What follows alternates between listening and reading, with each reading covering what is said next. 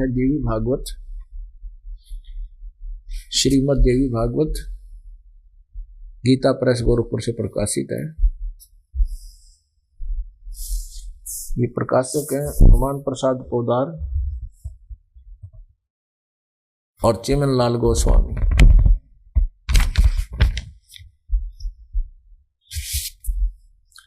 प्रकाशक में मुद्रक है गीता प्रेस गोरखपुर, गोविंद मोहन कार्यालय कोलकाता का संस्थान। ये इनके फैक्स और फोन नंबर है। इसके 123 पृष्ठ पे, ये 123 पृष्ठ पे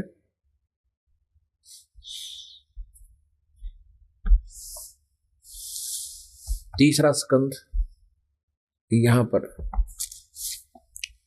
भगवान विष्णु जी अपनी माता दुर्गा की महिमा कर रहे हैं। तुम शुद्ध स्वरूपा हो, यह संसार तुम्ही से उद्भासित हो रहा है। मैं ब्रह्मा और शंकर हम सभी तुम्हारी कृपा से विद्यमान हैं।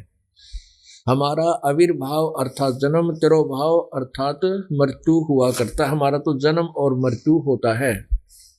इससे सिद्ध है कि ये जन्म और मृत्यु होता है, ये अविनाशी नहीं है। खुद स्वीकार करते हैं, केवल तुम ही नित्य हो, जगत जननी हो, प्रकृति और सनातनी देवी हो।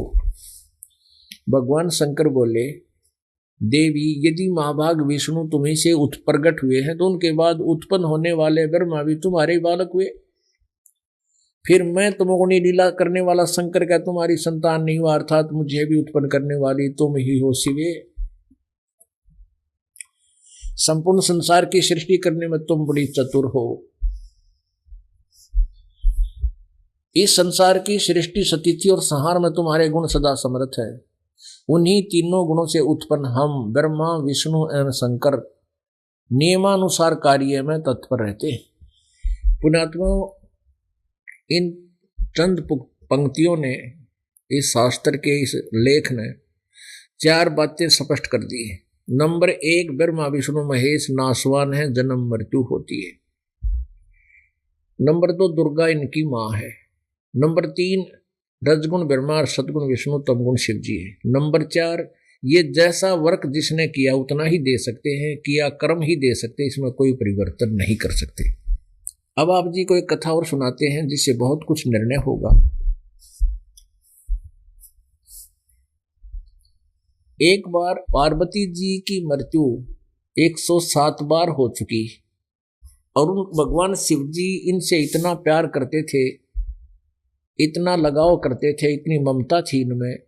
पार्वती मर जाती थी, भगवान शिव जी हाहाकार करते रहते थे।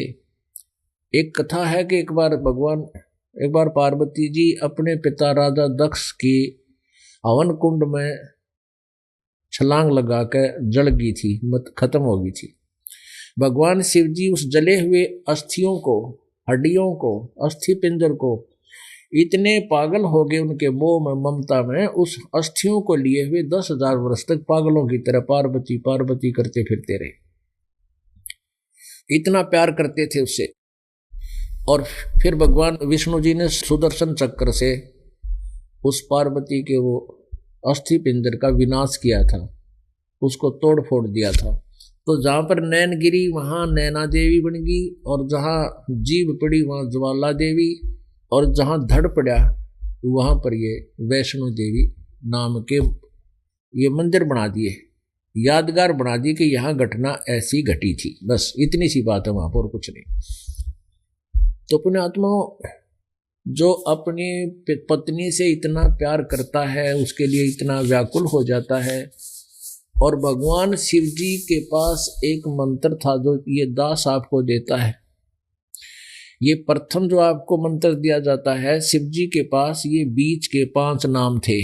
आप जी को ये 7 मंत्र का दिया जाता है, इनके पास बीच बीच के 5 नाम थे जो सुप्रसिद्ध हैं। इन 5 नामों के जाप से भगवान शिव को इतनी उपलब्धि हो गई थी कि इनकी आयु बहुत लंबी हो गई थी। और पार्वती बार बार मरती थी, आपस में इनका लगाव इतना था, इसके पुण्य संस्कार पिछले अच्छे थे पार्वती के, जिस कारण से कई मनुष्य जन्म भी हो जाते हैं पिछले पुण्यों के आधार से। तो 107 जन्म हो गए थे, पार्वती मरती रहती थी, वह फिर जन्म लेती थी, फिर दोबारा भी शादी विष भगवान शिव से ही करती थी। इनके संस्कार थे ऐसे। 107 जन्म हो चुके थे और भगवान शिव जी क्या करते थे, उनके सिर ने निकाल कर,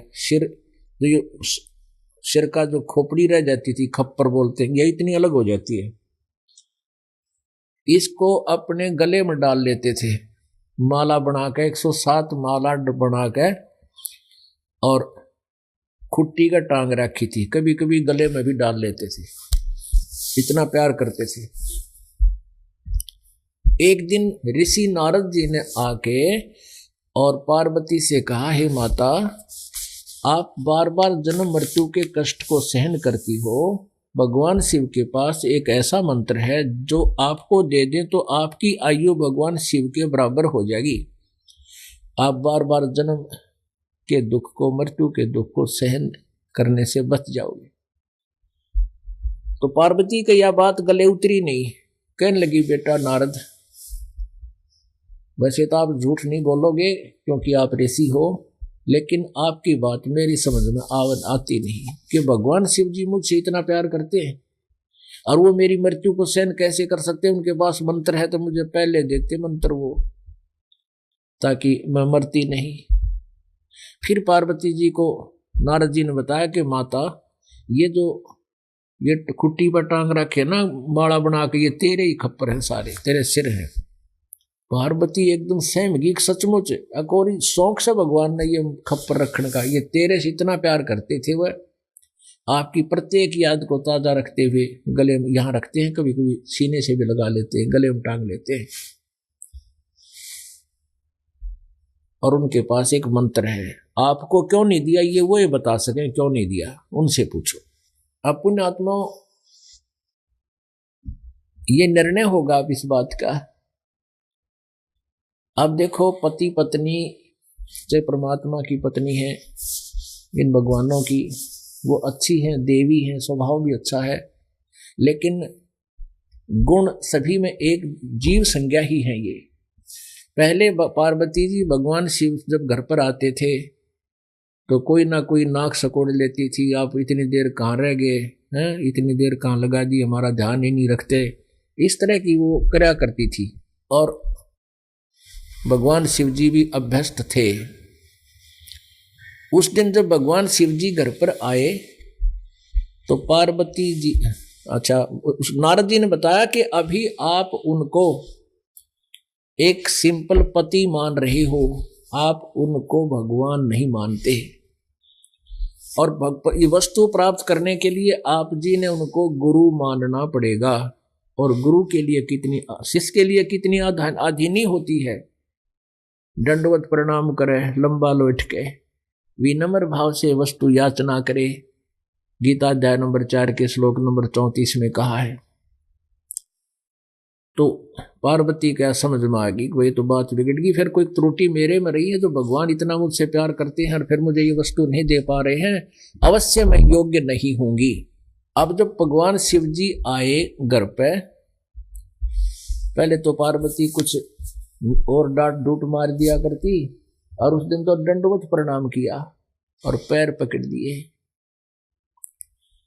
पैर पकड़ के ने बोली, भगवान एक परमात्मा, मैं तो बालक हूँ, आप तो प्रभु हो, अवश्य मुझसे कोई गलती हुई होगी, मैं बहुत नालायक हूँ, मेरे से आप जी ने एक अनमोल वस्तु छुपा रखी है, आपने मुझे वो अमर मंत्र नहीं दिया। अब भगवान शिव जी कहने लगे, पार्वती, ये तेरी बुद्धि की सोच नहीं है, तेरी तो बुद्धि यहां तक काम करे कोई ना, मैं कितने दिन हो गए, हजारों वर्ष हो गए देखते न, पर नो बताते न कौन इसी भगवान आत्मा मिल गई जो तेरी बुद्धि बदल दी जिसने। आज कौन आ गया वो पुण्यात्मा जो तेरी बुद्धि चेंज कर गया, जो जिसको मैं नहीं कर पा रहा था। ये तेरे सतर का ज्ञान नहीं बता कौन है, को उपदेशी मिला विधाता। अब थोड़ा सा आपको ये वार्ता उस सच्चिदानंद घन ब्रह्म की वाणी के माध्यम से सुनाते हैं, इससे आपका इंटरेस्ट भी बढ़ जाएगा और इस वाणी से आपके पाप भी कटते हैं। शंखों दे दरी तन योनी, नो तत्के का बीज न भूनी, मोक्ष मुक्ति का लख्या न भेवा, भरम में पुत्र व्यास सुखदेवा। सतगुरु मिला महादेव बंका, 84 की मिटी न शंका। 78 जन्म गौरी भरमाई, शिव को रुंडमा लागल लाई। 108वां जन्म था 78, 108वां जन्म था इस पार्वती का। अपने आत्मा बहुत से कंसेप्ट क्लियर होंगे इन कथाओं से। जैसे क्या कहते हैं, भगवान के दर्शन हो जाए बस बेड़ा पार हो जाए। भगवान के दर्शन से बेड़ा पार नहीं होगा, वो तो अच्छी बात है, दर्शन हो गए तो अच्छी बात है, लेकिन भगवान के पाने की विधि प्रॉपर होगी, उस मंत्र से मोक्ष होगा। ये भगवान शिव जी के साथ रहा करती पार्वती, उसकी तो धर्मपत्नी थी, वो धर्मपत्नी है, वो कति साथ रहा करती एक के घर में, रोज दर्शन सोबे करा करती, उसका मोक्ष नहीं हुआ, उस मंत्र से मोक्ष होगा। अब सुनना ध्यान से। 78 जन्म गौरी भरमाई, शिव को रुंड माला गल लाई। अर्ध शरीरी देवी गौरा, जिनका थीर भयानी भोरा। अर्ध शरीरी अर्धांगनी, स्त्री को अर्धांगनी मानते हैं, सबसे निकटतम रहने वाली। तो कहते हैं उस वो भी पार ना हुई, भगवान की शिव जी की अर्ध शरीरी थी, वह तो अर्धांगनी थी, उसका भी जन्म मृत्यु नहीं समाप्त हुआ। क्या बताते हैं, अर्ध शरीरी देवी गौरा, जिनका थिर बयानी भौरा, यानी उसका भी जीव सथिर नहीं हुआ, जन्म मृत्यु में थी। नारद मुनि उपदेश बखाना, गिरजा सुनो मोक्ष पद ज्ञाना। सुन हे देवी गौरा माई, 68 तीर्थ पर भी नाई। पिंड प्रदान किए कै बारी, खुली नहीं ये मुक्त दुआरी। कहते हैं नारद जी बता रहे हैं कि कितनी बार तक तू तीर्था पर घूम आई थी, और ना जाने कितनी बार पिंड प्रदान तेरे हो दिए, लेकिन तेरा जन्म मृत्यु मिटा नहीं। रुंडमाला शिव के गले, गिरजा के सिरसी से। भक्ति दुराई देव को, ना परस्या जगदीश। नारद जी बता रहे हैं, तुमरा देवी रूप विशाला, शिव तो पैर रहे रुंडमाला। बहुतक प्रलय हो जाई, लंबी उम्र शिव कलमाही। दीर्घायु शिव है अनुरागी, तुम देवी गौरी दिल त्यागी। मूल मंत्र नहीं नाम सुनाया, ताते कल्प होए तेरी काया। तेरे को वो मूल मंत्र जो उसके पास सही ज्ञान है, नाम है, वो तुझे नहीं दिया, इसलिए तू जन्म मृत्यु से छुटकारा नहीं पा पाई। महादेव देवन पति देवा, जिनकी करी न देवी गौरी सेवा। कर बंधन कर शीश निमावो, तन मन अर्पो शीश चढ़ाओ। अब नारद जी बताते हैं, किसी जब दीक्षा लेनी होती ना, जैसे परमात्मा भी कहते हैं कि तन मन धन अर्प गुरु सेवै, हो गलतान उपदेश ही लेवै। अति आधीन बोले सब बहना, मेटे सकल कपट के बहना, यानी कत्याधीन हो। तो यहाँ नारद जी बता रहे हैं कि तुमने हाथ जोड़ कर पैरा में पड़ना चाहिए। कर बंधन कर शीश नमावो, तन मन अर्पो शीश चढ़ाओ। शिव है मोक्ष मुक्ति के दाता, तो से भेद कहूँ गौरी माता। चरण गहो चिंतामणि केरा, ताते प्राण अभय हो तेरा। कहते चरण पकड़ देना आपके घर में। जब कमल रूप देवी दिल कीन्या, नारद मुनि उपदेशी चीन्या। जद आए शिव मंदिर अवधूता, देवी चरण लिए सतरूपा। अब कहते हैं नारद जी के ज्ञान सुनकर उसका समझ में आ गई, कति कोमल, पहले तो एक आधी डांट मार दिया करती पति होने के नाते, और कहते हैं फिर तो कोमल कमल जैसा कोमल साफ दिल कर लिया। और जब भगवान आए तो क्या बोली, चरण पकड़ रोवत है बाला, मोरे शीस किए रुंडमाला। मोसे भक्ति दुराई देवा, मैं जानी नहीं तुम्हारी सेवा। मोसे भक्ति दुराई स्वामी, हमसे वेद कहो निज धामी। मैं बाला हूँ अबला भोड़ी, पार निभाओ हमारी डोली। पूर्व जन्म की कथा सुनाओ, मूल मंत्र शिव हमको राओ। मूल मंत्र महबूब का ई सुनाओ मोही। जुगन जुगन के पातक छूटे, छूटत है दिल द्रोही। भूल रही बहु सागर माही, मोक्ष मुक्ति के दाता तुम ही। शीश पकड़ सुन देवी बाता, को उपदेसी मिला विधाता। अब हाथ जोड़ कर चरण पकड़ करने बोलिए, भगवान आपने मेरे सिर ये गले में डाल रखे और मेरे से अनमोल मंत्र छुपा रखा। मैं तो बूढ़ी बाड़ी एक बालक हूँ, आपकी बच्ची समझो, आपके गुरु रूप में आपकी बच्ची हूँ मैं, बाल बुद्धि है मेरी, आप तो भगवान हो, ईश हो, आपने मेरे से ये अनमोल मंत्र छुपा रखा है। पर उस परमात्मा मैं भूब का, यानी मंत्र शिव जी दे रहे हैं लेकिन वो परमात्मा के पाने का। फिर क्या बताते हैं, शिव जी बोले उसका सिर पकड़ कर रोआ थी, जब ऊपर न उठाए, उठो एक बार बैठ मेरी बात सुनो। कहते हैं शीश पकड़ सुन देवी बाता, को उपदेसी मिला विधाता। सिर पकड़ कर नो बोला, नो बता तने यू मिला कौन विधाता, अच्छी आत्मा यानी भगवान ना आया होगा तो तेरी बुद्धि ने चेंज कर गया। को उपदेसी मिला विधाता, ये तो ना ही ज्ञान तुम्हारा, हम सु भेद कहो परवारा। अब शिव जी बोले ये तेरे सत्र का लेवल का ज्ञान को ना जो तू आज बोल रही है, ये तेरा ज्ञान नहीं है, किसी और ने बताया है, बताओ कौन है। गिरजा कहे सुनो शिव स्वामी, तारण तरण आदि गन्नामी, नारद मुनि उपदेश समोदम, दीना ज्ञान ध्यान प्रमोदम। मुझे नारद जी मिले थे और उन्होंने सारी बात बता दी मेरे थे। शिव समर्थ बोलत है जब भी, गौरी ज्ञान सुनाया तभी, कोट कलप दुख पर ले बीती, ज्ञान ध्यान सभी पर चीती, तुमरा मन नारद मुनि फेरा, सुनो ज्ञान तुम गौरी मेरा। बनखंड चलो गौरी दीवानी, पंछी सुने ना हमारी वाणी। अपने आत्माओं, पार्वती पैर पकड़ कर रो रही है और कहने लगी, हे भगवान जब मैं मरती थी क्या आप दुखी नहीं होते थे, आप दुखी नहीं होते थे। भगवान शिव जी कहता है कि मैं कितना दुखी होता था वो मैं ही जानता हूँ। सारी कथा बताई कि एक बार तेरी मृत्यु होगी थी, राजा दक्ष के दरबार में तू जड़का मर गई थी, तेरे शरीर अस्थि पिंजर न ठाए 10,000 वर्ष तक पागलों की तरह सीने से लगाए फिरता रहा। मैं इतना दुखी हुआ करता जब तू मरा करती। और मैंने तेरे को बहुत बार कोशिश की। भगवान शिव जी कहा करते थे कि भगवान की भक्ति करनी चाहिए, वो खुद भी साधना करते हैं, लेकिन लोक वेद के आधार से पार्वती न्यू क्या करती, जिसके पति भगवान हो, आप सब देवों के देव हो, वह भगवान हो, क्योंकि वह अपने उसी विधान से, तो मुझे क्या जरूरत है भक्ति करने की, आपको पाने के लिए भक्ति मैंने कर ली, अब मुझे जरूरत नहीं। आप तो परमात्मा हो, मैं और क्या पाऊंगी इससे आगे। इतनी बुद्धि का सत्र है देवियों का और देवताओं का। तो भगवान शिव जी बार बार बहुत से कई बार प्रसंग चेंज करा करता, बताता था भक्ति करनी चाहिए, परमात्मा की साधना से मोक्ष होता है। और लेकिन या कान्ना पे घटाड़ जाया करती पार्वती, सुना ना करती। तो भगवान शिव जी कहता है कि पार्वती मैंने कोशिश तो बहुत करी पर तूने मेरी एक नहीं सुनी। ऐसे समय में ये मंत्र मैं तुझे दे नहीं सकूं था।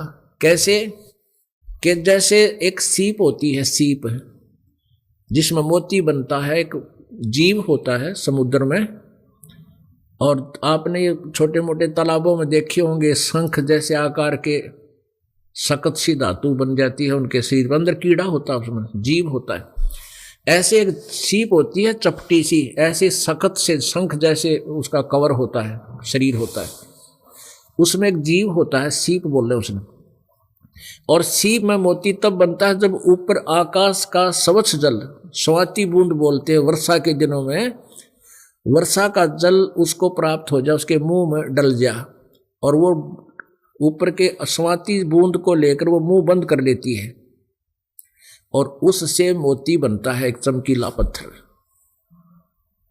और जब तक वो मुंह खुला ना हो उस सीप का, चाहे उसके ऊपर पूरा सावन बरस जा, बादुआ भी बरस जा, वर्षा होती रहे, वो जल उसमें असर नहीं करता। जिस समय उसका मुंह खुला हो और फिर वो एक का बूंद बतेरी उस ऊपर के पानी की, ऊपर के जल की, उसी से काम बन जाता। तो भगवान शिव जी ने कहा कि तेरे अंतःकरण का मुंह उस सीप की तरह बंद था, और मैं कितना ज्ञान सुना देता, कितनी बार ये मंत्र बता देता, तेरे कान्ना में नहीं पड़ा, ना तू मानने और ना तेने भक्ति करनी थी। ये व्यर्थ करना, ये ऐसा अनमोल मंत्र है, ये व्यर्थ करने का नहीं मुझे पाप लगता। अब तुम्हारे अंतःकरण का मुंह खुल गया, अब आपके हृदय में डिमांड होगी, अब तेरी चाह इतनी प्रबल होगी है, और अब मैं ये मंत्र आपको दूंगा, आपके अंदर उस सीप की तरह मोती बन जाएगा। और नहीं तो मैं सुनाता रहता, ये ऊपर कर जाता, कोई असर तेरा होना नहीं था। फिर उनको वहां जहां आजकल अमरनाथ बना रखा है वो स्थान, वहां ले गए, कहने लगे पार्वती एकांत स्थान पर चल। ये ऐसा अनमोल मंत्र है, ये किसी और प्राणी अन्य अधिकारी के कान में पढ़ना नहीं चाहिए। पुण्यात्माओं, ये राक्षस कैसे बन गए? अब ये कैसे बन गए राक्षस के? ये नाम भी ले लेते गुरुओं पे। ऋषि ये सारे ब्राह्मण थे, आम जनता ही थी, अच्छी आत्माएं थी, ये नाम भी ले लेते, मंत्र ले लेते गुरु जी से, फिर विकार छोड़ते नहीं, मंत्र भी जाप करते रहते, विकार भी करते रहते, तो उनमें सिद्धियां आ जाती। विकारी प्राणी में फिर बकवाद गणी होती है, वो बकवाद करने लगे, तो ऐसे फिर वो सिद्धियां आने से उन देवताओं को सतान लगे, अलग ग्रुप बन गया, वो राक्षस करने लगे। तो इसलिए इस मंत्र को आम प्राणी को नहीं दिया जा सकता। पहले इसके लिए तैयार किए जाते हैं, ज्ञान समझाया जाता है, नियम बताए जाते हैं, उनको पोलाइट बनाया जाता है, विनम्र बनाया जाता है, तब ये मंत्र दिया जाता है। नहीं तो इस मंत्र को पाकर उनमें शक्ति सिद्धियां आ जाती हैं। इसलिए ये मंत्र आम व्यक्ति ना तो दे सकता, अधिकारी से ही दिया जाता, अधिकारी का दिया हुआ लाभ देता, वैसे नहीं देगा। और आम व्यक्ति को बता दिया तो उसका दुरुपयोग करेगा, वो हानिकारक हो सकता है। तो इसलिए ये मंत्र गुप्त रखे जाते हैं। तो जहां आजकल अमरनाथ बना रखा है, वहां एक सूखा वृक्ष था, कति बिल्कुल सूखा खड़ा था, उसका टहनी टानी वो रह रही थी। उसके वृक्ष की खोगड़ में, उस सूखे वृक्ष में एक सुराख बना लेते हैं पक्षी, उसमें एक तोते ने अंडे दे रखे थे। भगवान शिव जी वहां बैठ गए जाकर उस पेड़ के नीचे, और इतने पहाड़ों पर ऊपर पार्वती को बैठा लिया, और वहां अपने हाथ से ऐसे 3 बार जोर की हथेली से आवाज कर दी। तो इतनी जोर की आवाज हुई, वहां पहाड़ियों की वैलियों में से गूंजती हुई, इतना भयंकर आवाज हो गया कि वहां आसपास के पक्षी जो थे वो सब भाग गए दूर उड़कर, वहां कोई जीव नहीं रहा। उस अंडे में, जो खोगड़ में अंडे थे, जो स्वस्थ अंडे थे, वो तो बच्चे बनकर उड़ गए उस इतनी ही ताड़ी से, ऐसी उनकी अपनी भक्ति से ऐसी उन्होंने बौछार की। एक गंदा अंडा था उन्हीं में से, वो वही रह गया। अब पुण्यात्माओं, जैसे आप ये अस्थियां चुनते हो ना, फूल उठा के गंगा में गेर का हो, डाल का हो, इसका कारण क्या है कि पहले तो इन ज्ञानहीन ऋषियों ने, ब्राह्मणों ने भक्ति गलत कराई, भक्ति गलत करने से वह भूत बन गए। अब भूत जब ये जीव शरीर, जैसे शरीर छोड़कर जाता है ये प्राणी, इसमें बहुत ममता रह जाती है इसकी। एक कोई किराए पर रह रहा हो ना किसी के मकान पे, और किराए पर छोड़ना पड़ जा, तो कई दिन तो भी याद आवे कामुड़े नो रहा करते। तो ये शरीर छोड़कर जब ये प्राणी जाता है मनुष्य, तो उसने बहुत याद रहती है इसकी, बहुत तड़प होती है, और वहां जाकर फिर ये भूत योनि प्राप्त करके वापस आ जाता है। 13 दिन में इसकी सारी क्रिया ऊपर पूरी हो लेती है, फिर ये जो बनना है गधा कुत्ता सूअर देवता ये बन जाता है। तो इन ब्राह्मण लोगों ने के समझदारी करी, औरतें पता मोक्ष माक्ष दिन का हुक्म है। इन्होंने क्या किया कि तुम अपने माता पिता के, भाई बहन के, जिसके भी जो शरीर छोड़ जाता है, अंतिम संस्कार करते हो, तो वो सारी राख उसकी अस्थि उठा के चुन के उसमें थे और गंगा में गिराओ, दरिया में। क्यों गिराओ? वह किस लिए कि इसका मोक्ष हो जाएगा, मुक्ति हो जाएगी। वो क्या होता है कि वो 13 दिन तक पहले उठानी पड़े हैं, या वो 13वें दिन कति उठानी जरूरी होती है, ऐसा उन्होंने बता रखा है। वो क्या करता है, वहां से जो प्रेत बन गया वो वापस आ जाता है, और कोई भी योनि में चला गया तो बात अलग हो जाती है। तो भूत बनते ही वो अपने घर पर होगा, घर पे क्या करते हैं, मंत्र करके कील गाड़ देते हैं लोहे की, कि घर में ना आ जा। जब तक माता पिता पूज्य थी, अरीब कहते घर में ना बढ़ जा, भूत बन गया। वो क्या करता है, फिर देखता तेरा शरीर कहाँ गया, उठा कर ले गए शमशान घाट पर पहुंच जाता है। तो वहां वो क्या करता है, वो अस्थियों के चिपक जाता था, जैसे पहले उठाते नहीं थे, फिर ये क्रिया शुरू करी, उन अपने शरीर को ढूंढता है ऐसे वहां वो राख में। एक भी हड्डी अपनी पा जाए ना उसने, एक हड्डी भी उसके भी चिपक जाता है, मेरी है। और फिर ये जंतर मंतर करने वाले सेवड़े सिद्ध उन हड्डियों को उठा लाते थे और उन हड्डियां के चप्पा वो भूत आ जाता था। फिर उसको अपनी सिद्धियों से लेकर के कंट्रोल कर लेते थे, फिर उस जीव का दुरुपयोग करते हैं। तो इन ब्राह्मणों ने ये चतुरता कर दी कि वो आवेगा भूत बनेगा, पक्का है, गारंटीड है। और बनते ही फिर वो शमशान घाट पर जावेगा, उन हड्डियों का चिपकेगा और ये जंतर मंतर करनी, इसको उठा ले जाएंगे। और उसको वहाँ शरीर नहीं मिलेगा तो वो कहीं और चला जाएगा, छोड़ कर वहाँ से दूर भाग जाएगा। अब ये तो उनकी अपनी सोच थी। कहने का भाव हमारा ये है, आप दास ये समझाना चाहता है कि ये प्रक्रिया है, इस जीव की स्वभाव है। जैसे वो गंदा अंडा हो गया और उस जीव का संस्कार था उस गंदे अंडे में, ऐसे ही उसकी मृत्यु होनी थी। वो अंडा खराब होना था और वो जीव पहले ही उसमें भेज दिया जाता है कि तेरा संस्कार वियो है ऑटोमेटिकली।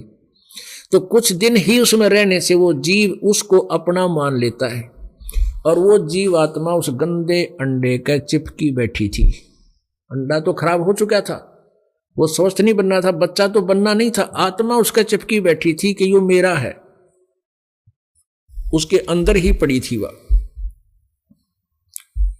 तो उधर से भगवान शिव जी ने पार्वती को पहले तो कथा सुनाई जाती है कि हमारे शरीर में ऐसे कमल है, मूल कमल में गणेश जी का वासा, स्वाद, फिर दूसरा कमल है उसमें ब्रह्मा जी का वासा, फिर नाभि कमल में विष्णु जी और लक्ष्मी जी, स्वाद चक्र में सावित्री ब्रह्मा जी, कंठ कमल में दुर्गा जी, ऐसे ऐसे सारी बताई जाती हैं।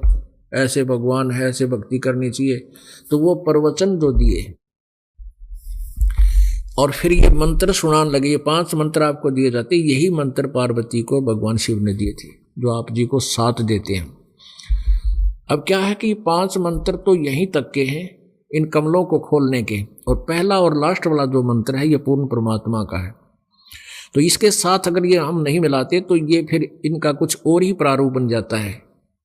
ये 2 साथ मिलाने से फिर इनके जो जितना हमें चाहिए उतना ही ये काम करेंगे, अधिक नहीं करेंगे। जैसे कोई वैद्य जड़ी कई जड़ी मिलाता है, कई जड़ियों का ऐसा तेज स्वभाव होता है, गर्म होती है, कुछ एक ठंडी होती है, सबको मिला देता है तो नॉर्मल बन जाती है।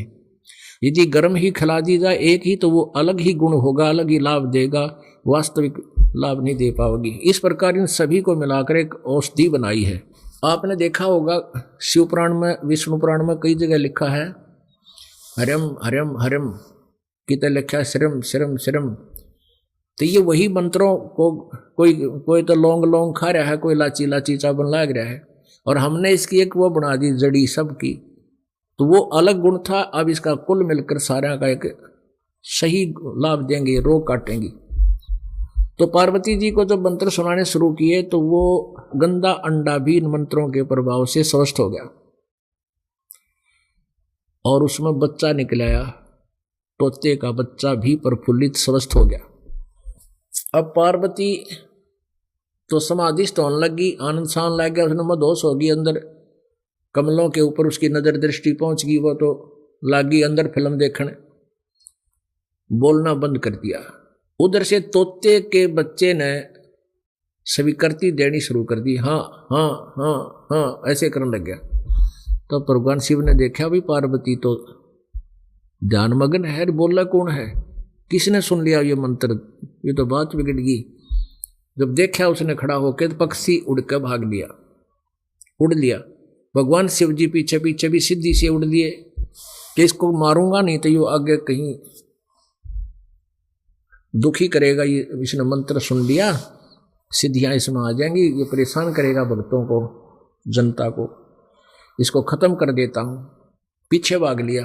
तो पक्षी ने जाके वहां व्यास जी की पत्नी, वेद व्यास जी की पत्नी ने जमाई ली, अपना शरीर छोड़ के उसका सूक्ष्म शरीर से उसके मुंह के माध्यम से गर्भ में चला गया पेट में, समय आने पर फिर वो उनका मिलन हुआ, तब गर्भ में बालक रूप धारण कर लिया।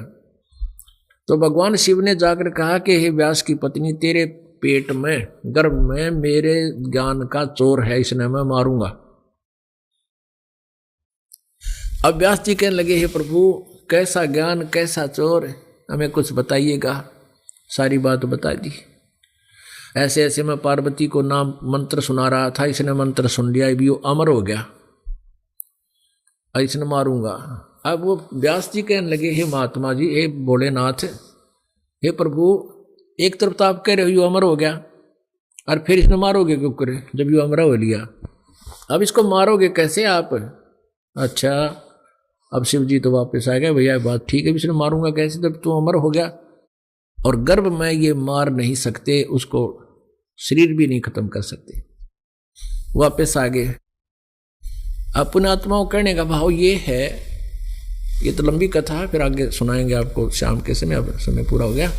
तो कहने का भाव ये है कि जैसे पार्वती जी को जहां अमरनाथ स्थान बताया जाता है, वहां यो मंत्र मिला था, जिसका पार्वती ने फिर आजीवन जाप करना पड़ेगा, कर रही है, जिससे उसकी आयु इतनी होगी, जब तक भगवान शिव की मृत्यु नहीं होगी, पार्वती आगे मरे को नहीं, इसके बराबर की उम्र होगी, फिर ये दोनों मृत्यु को प्राप्त होंगे। अब पुण्यात्माओं, इन तीर्थों धामों पर जाकर के हम मोक्ष की कामना करते हैं, ये हमारी भूल है। अब वो अमरनाथ स्थान केवल यादगार है कि यहाँ भगवान शिव ने पार्वती को दीक्षा दी थी, दैट्स ऑल, नथिंग एल्स। अब वो मंत्र आपको बरवाला आश्रम, सतलोक आश्रम बरवाला में मिल रहा है, आपके लिए ये अमरनाथ है, वो पहाड़ नहीं। तो पुण्यात्माओं, ये है वो बातें, वो हमने मूर्ख बनाए बैठे हैं। बीजक की बात कहें, ये बीजक नाही हाथ, वह पृथ्वी डोबन उतरे भाई कह मीठी बात। बोलो सतगुरुदेव। परम पिता परमात्मा पूर्ण ब्रह्म सर्व सृष्टि रचनहार कुल मालिक कबीर देव कबीर साहिब की असीम कृपा से आप जी को ये सत्संग उपलब्ध हुआ। परमात्मा बताते हैं, सत्संग की आधी घड़ी और तप के वर्ष 1000 तो भी बराबर है नहीं, कहें कबीर विचार। मात पिता मिल जावेंगे, मात पिता मिल जावेंगे, 184 में सतगुरु सेवा और बंदगी, भाई फेर मिलन की ना। परमपिता परमात्मा कबीर जी ने, उस सतपुरुष अमर पुरुष ने, हम कालजाल में उलझी हुई आत्माओं को अपना निज ठिकाना मनुष्य जीवन का मूल कर्तव्य आकर बताया। सतलोक से चलकर आते हैं, यहाँ नाना प्रकार की लीलाएं करते हैं।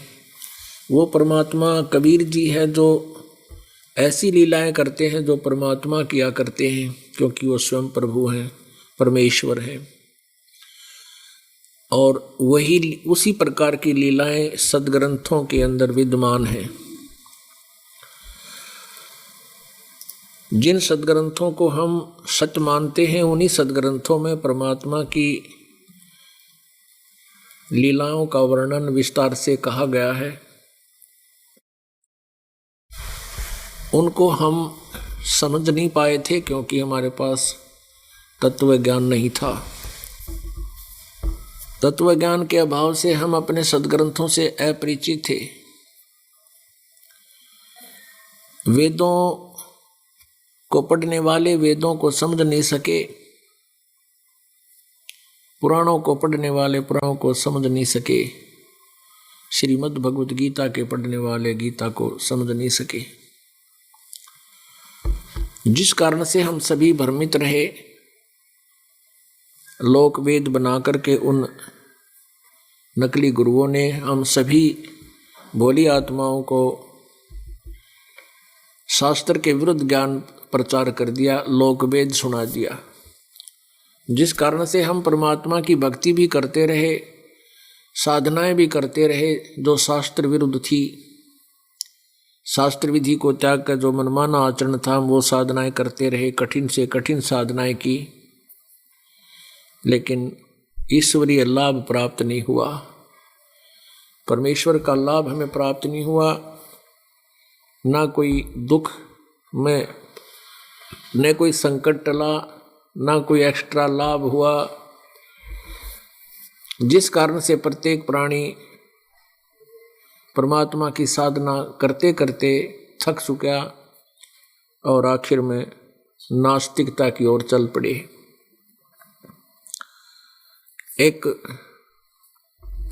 एक बहन ने बताया कि मेरा इकलौता पुत्र, एक पुत्र उत्पन्न हुआ, उसके 2-3 वर्ष के बाद उसके पिता की डेथ होगी।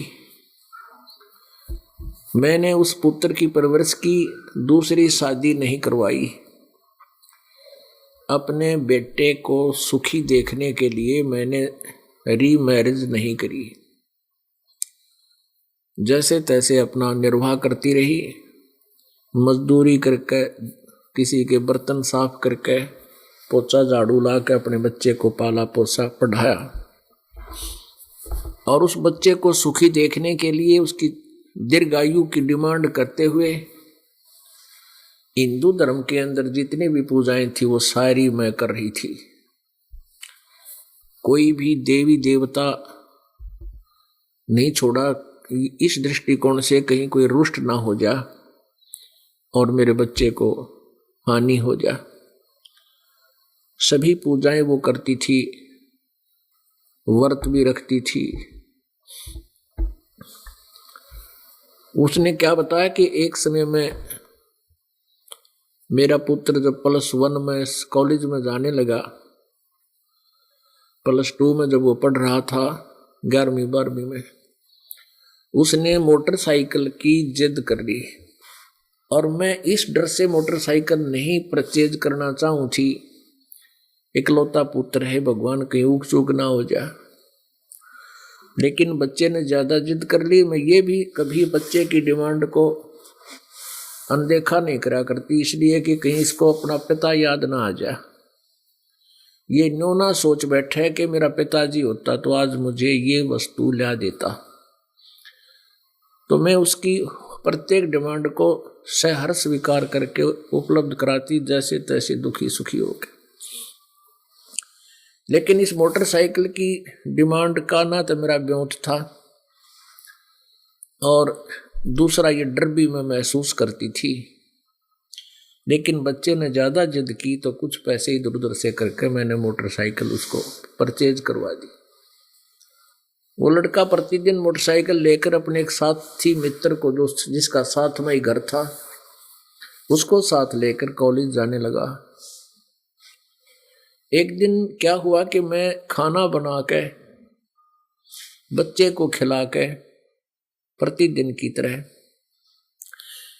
बच्चे को खाना खिला दिया। वो खाना खाकर अपने मित्र को जैसे रूटीन में जाता था चला गया, और मैंने रोटी शेष खाना बचा बनाया, रोटियां बनाई और रोटी खाने के लिए बर्तन में डाली थी। इतने में क्या देखा कि उसका साथी दौड़ा दौड़ा आया। आते ही उसने जोर से आवाज लगाई, आंटी आंटी। हाँ भाई क्या हो गया? उस लड़के के भी कपड़े फटे हुए, महसूस तो हो गया कि कोई घटना घट गई। लड़के ने बताया कि भाई का एक्सीडेंट हो गया मोटरसाइकिल का और काफी चोट लग गई है। ऐसे ग्रास किया था खाने के लिए मुंह की तरफ, वो वहीं से वहीं छूट गया। सिर पर कपड़ा नहीं, पैर में चप्पल नहीं। वो लड़का भी दौड़ लिया, मैं भी उसके पीछे पीछे दौड़ती दौड़ती घटनास्थल पर पहुंची। वहां मोटरसाइकिल टूटी पड़ी थी। लड़के को उठाकर हॉस्पिटल ले जा चुके थे। वहां भी काफी रक्त बहा हुआ था, खून बहा हुआ था। जब हॉस्पिटल में पहुंची तो जाते ही पता लग गया कि लड़के की डेथ होगी। हॉस्पिटल का टक्कर मारी मैंने दीवार के, मेरा सिर फट गया, बेहोश होगी, 7-8 टाँके आए। अब वो पुत्र भी नहीं रहा। उसके बाद मैंने सारे देवी देवता की उठा के वह तस्वीर कुंडिया पे फेंक दी, बाहर उठा के, जब मैं उसमें आई, कहीं भगवान नहीं है। पुण्यात्माओं, काल यही चाहता है कि ये सब नास्तिक हो जाए, कलयुग में खासकर, क्योंकि कलयुग में परमात्मा की और इस काल की एक एग्रीमेंट हुआ था। काल ने, इस ब्रह्म ने कहा था 21 ब्रह्मांड के स्वामी ने कि हे प्रभु, आप 3 युगों में जीव कम ले जाना, सतयुग, त्रेता, द्वापर में, और कलयुग में कितने ही जीव आप यहां से ज्ञान देकर अपना ज्ञान समझा कर ले जा सकते हो। तो कलयुग में काल ने ये नाना प्रकार के मजहब बनवा दिए और भिन्न भिन्न प्रकार की ये पूजाएं शुरू करवा दी, जिन पूजाओं के करने से प्राणी को कोई लाभ नहीं होता। तो वो बहन एक दिन सत्संग में आ गई। हम 5-5, 7-7 दिन के सत्संग किया करते थे नगर नगर में जाकर। तो हमारी एक बहन ने, हमारी शिष्या थी जो, उसने उस बहन को कहा कि आप सत्संग में चलो, आप तो सारा दिन दुखी रहती हो। आंखें उसकी जैसे लाल हो जाती हैं, ऐसे लाल आंखें हो रही बेचारी की, बुरा हाल। भले वो लड़के की डेथ को 1.5 साल हो गया था, लेकिन भूल नहीं पड़ती इस तरह की आपदा जब जीव पा जाती है। तो उसने काफी कहा, वो तो नहीं मानती थी, कहती कितना भगवान नहीं, मैं ना मानती। तो हमारी शिष्या ने, बहन ने काफी समझाया और अपने दुख बताए, हमारे साथ ऐसा हुआ ऐसा हुआ, उन हमारे रिश्तेदार के साथ ऐसा। कहने का भाव यह कि 2-3 उदाहरण दिए उसने आसपास के और भक्तों के, वो भी उनसे भी मिलाई। अब वो बहन कह रही थी जी, मेरी एक इच्छा थी, चलो जो हो लिया सो हो लिया, इसका नाश्ता इसका हो लिया, कति जिसके ऊपर यह आश्रित थी वो खत्म हुआ। अब यह कम से कम अपना जीव कल्याण करा लेगी, इसका ऋषि के साथ जीवन हो गया, अब दुख तो हो लिया जो होना था। तो उसने काफी कहने से वो कहने लगी, 2-4 उदाहरण सुनकर कहने लगी, चलो जो हो लिया सो हो लिया, तू अपना कल्याण तक करा ले। ये सब कहते जी आपके ये कैसेट सुनाई, पहले ऑडियो कैसेट हुआ करती थी जो टेप रिकॉर्डर में चलती थी। क्या बता रखा था उसमें, क्या मांगो कुछ थिर न रहाई, देखत नैन चला जग जाई, 1 लख पूत 1.25 लख नाती, उस रावण के दीवान बाती।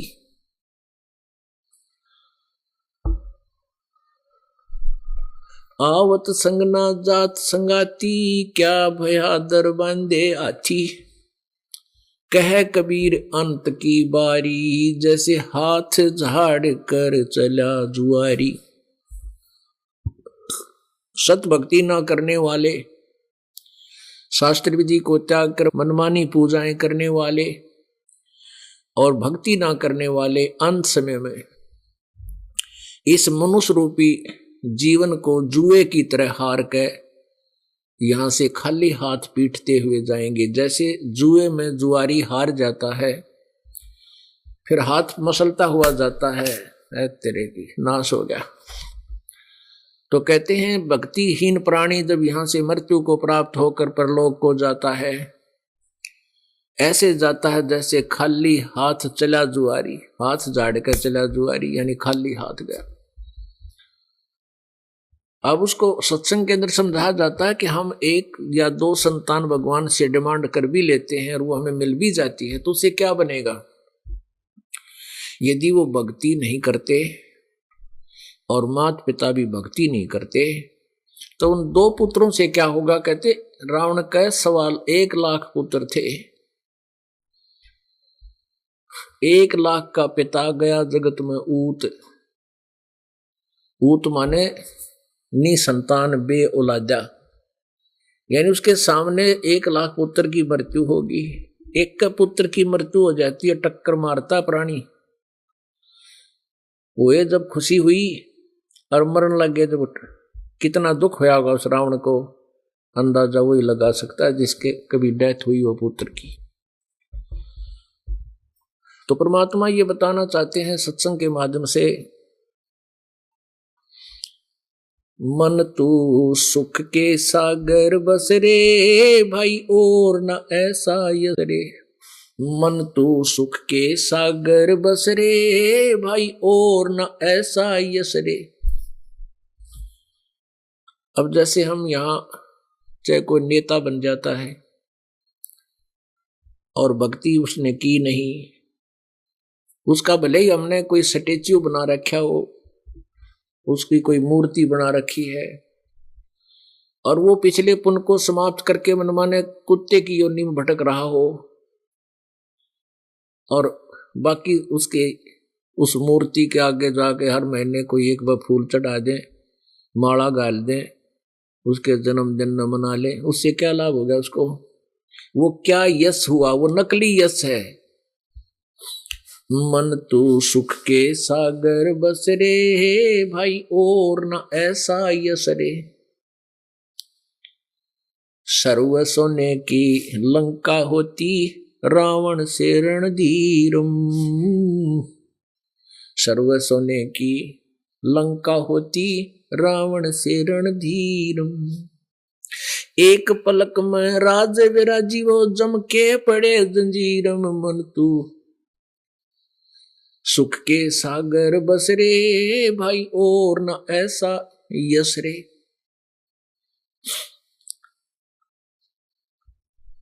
60,000 सगड़ के होते कपिल मुनीश्वर खाए।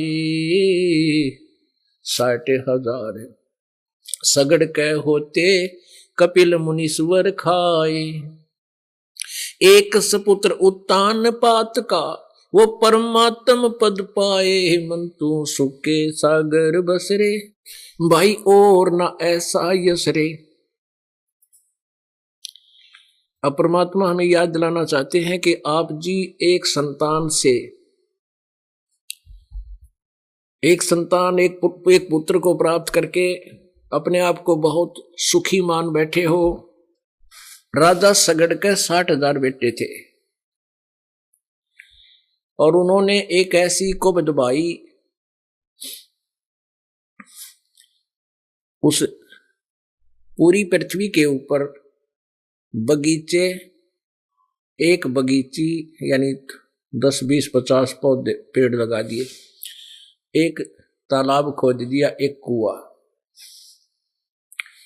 ऐसा पूरी पृथ्वी पर खोदने लगे। किसी संत ने बता दिया कि भाई ऐसे करने से पुण्य होता है।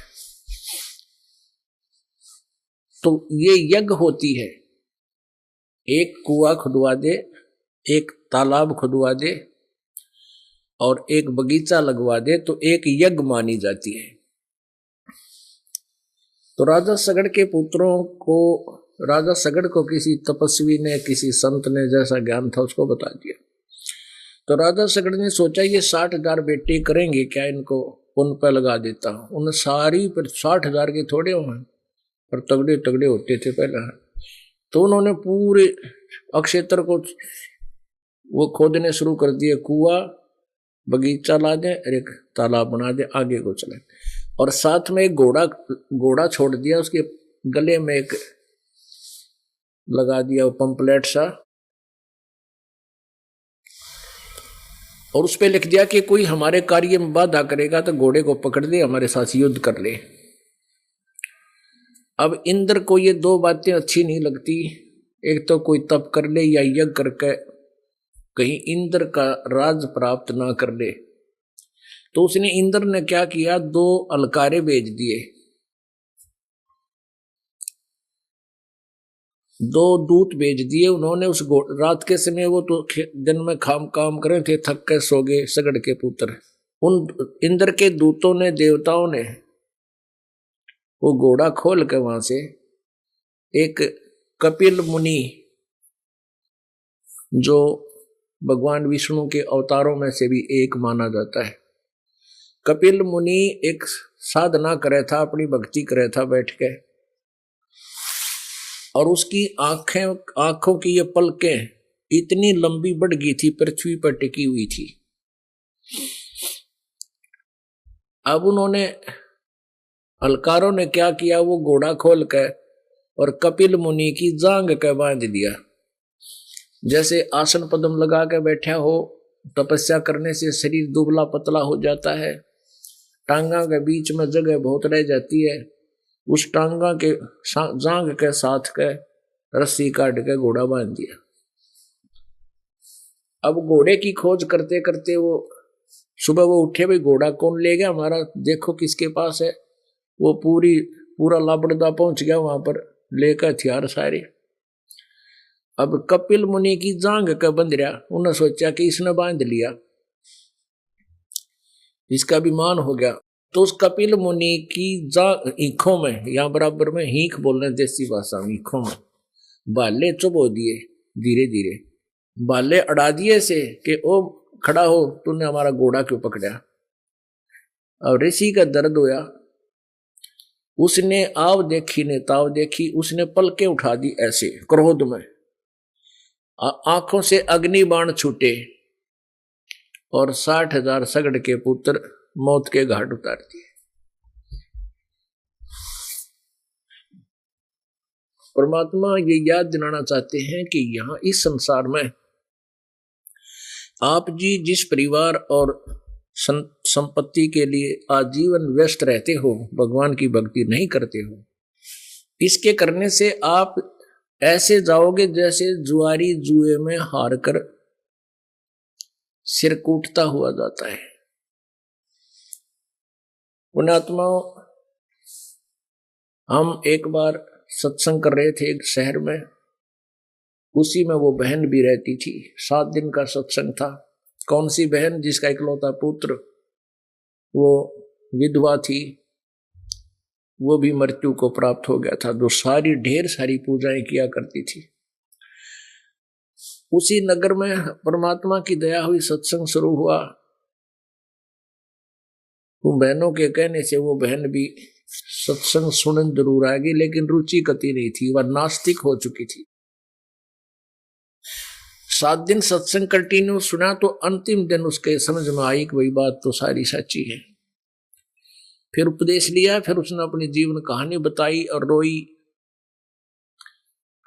कि मैं यदि पहले से यहाँ परमात्मा की शरण में होती तो मेरा बेटा नहीं मरता। आज मुझे दृढ़ विश्वास है, क्योंकि सैकड़ों प्रमाण उसके सामने थे।